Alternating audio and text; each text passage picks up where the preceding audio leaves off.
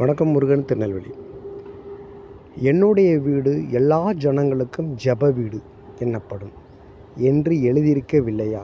நீங்களோ அதை கள்ளர் குகையாக்கினீர்கள் என்று அவர்களுக்கு சொல்லி உபதேசித்தார்கள். அதாவது சர்ச் அப்படின்றது ஒரு சபை கூடி வரக்கூடிய, ஒரு மக்கள் கூடி வரக்கூடிய ஒரு இடம். இந்த இடத்த இன்றைக்கி எப்படி ஆக்கியிருக்காங்க அப்படின்னா, ஒரு பெரிய பிஸ்னஸ் இம்ப்ளிமெண்ட் ஆக்கியிருக்காங்க. அந்த இடம் பெரிய வியாபார ஸ்தலமாக ஆக்கியிருக்காங்க. நிறைய இடத்துல பார்த்துருப்பீங்க. கோயிலை சுற்றி அவ்வளவு பிஸ்னஸ் இருக்கும். பிஸ்னஸ் இருக்கும்னா எப்படி இருக்குன்னா, மாலை, கேண்டிலு, மற்ற அதாவது சபைக்கு கூடி வரக்கூடிய ஆட்களை கவர்ந்துழுக்கிற மாதிரி. இதை என்ன செஞ்சுருக்காங்கன்னா, ஒரு காலத்தில் சர்ச்சு வாசலே வச்சு ப்ரமோட் பண்ணியிருக்காங்க.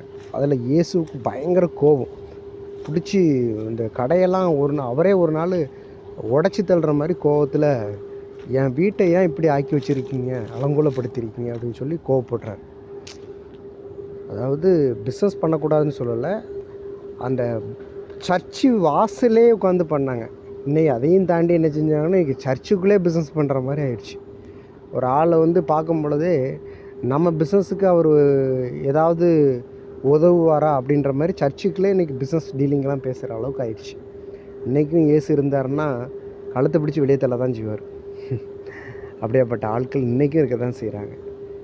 அப்படி நீங்கள் இருக்காதீங்க அப்படின்றத சொல்கிறோம். அதாவது இது ஒரு டீச்சிங்காக சொல்லலை.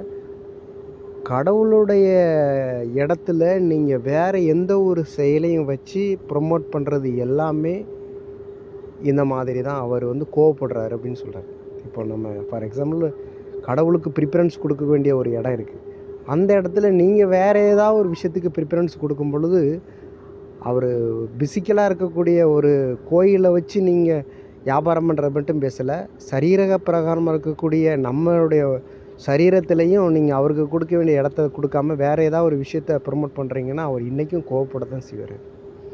அதனால் அவருடைய வார்த்தைக்கு கீழ்ப்படிந்து, அவருடைய வார்த்தையை கை கொண்டு, அவருடைய வார்த்தையின்படி நீங்கள் நடங்க அப்படின்றது என்னுடைய ஆசை. வெற்றி உங்களை பின்தொடரும். Okay, god bless you.